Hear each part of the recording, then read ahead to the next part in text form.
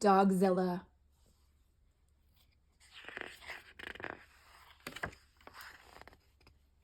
Dogzilla, written and directed by Dave Pilkey.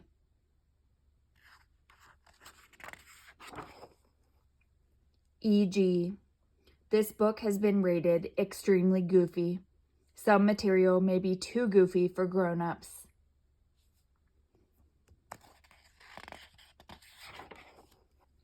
It was summertime in the city of Mousopolis, and mice from all corners of the community had come together to compete in the first annual barbecue cook-off. As the cook-off got underway, smoke from the hot grills lifted the irresistible scent of barbecue sauce over the rooftops of the city. A gentle wind carried the mouth-watering smell into the distance, right over the top of an ancient crater. Before long, a strange and mysterious sound was heard. Sniff, sniff, sniff, sniff, sniff, sniff, sniff. All at once, the volcano began to tremble.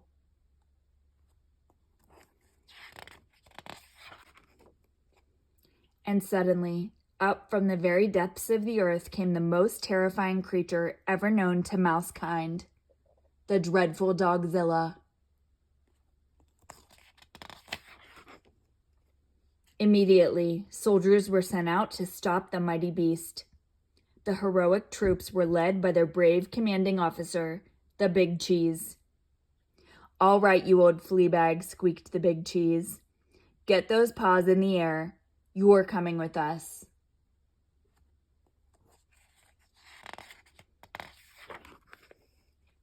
Without warning, the monstrous mutt breathed her horrible breath onto the mice. "Doggy breath!" screamed the soldiers. "Run for your lives!" "Hey, come back here," shouted the Big Cheese to his troops. "What are you, men or mice?" "We're mice," they squeaked. Said the Big Cheese. "You're right. Wait for me."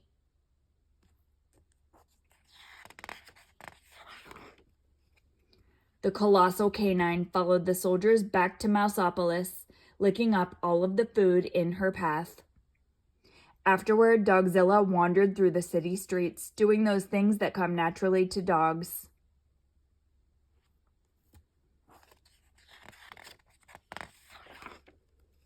Dogzilla chased cars right off the freeway. Dogzilla chewed furniture, and the furniture store as well.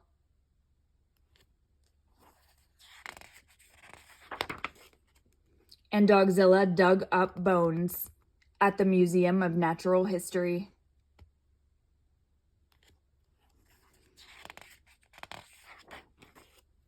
Meanwhile, the Big Cheese had organized an emergency meeting with one of the city's greatest scientific minds, Professor Scarlett O'Hare.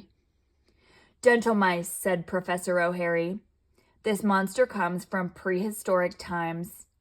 It is perhaps millions of years old. Maybe we could teach it to do something positive for the community," suggested the Big Cheese. "I'm afraid not," said Professor O'Hare. "You simply can't teach an old dog new tricks. If we're going to defeat this dog, we've got to think like a dog. We've got to find something that all dogs are afraid of. Something that will scare this beast away from Mousopolis forever." "I've got an idea," squeaked the Big Cheese.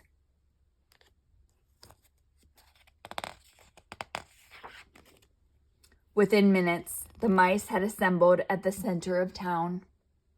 "All right, Dogzilla," shouted the Big Cheese.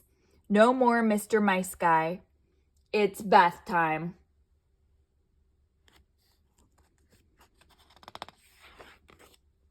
Suddenly, a blast of warm, sudsy water hit Dogzilla with tremendous force. The panicking pooch let out a burst of hot, fiery breath, and the chase was on.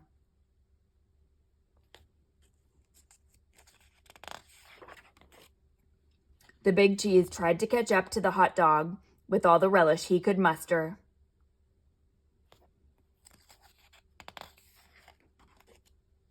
Dogzilla hightailed it out of town and back into the mouth of the ancient volcano. "Well, I'll be doggone," squeaked the big cheese. It worked! With the horrifying memory of the bubble bath etched in her mind forever, Dogzilla never again returned to Mousopolis.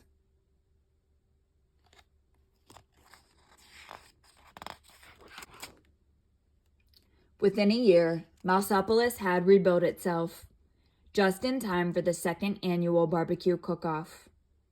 The mice of Mousopolis fired up their grills, confident that they would never see or hear from Dogzilla again. However, there was one thing they hadn't counted on.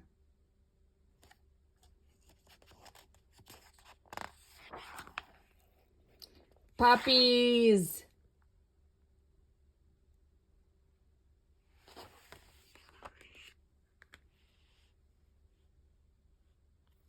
The end.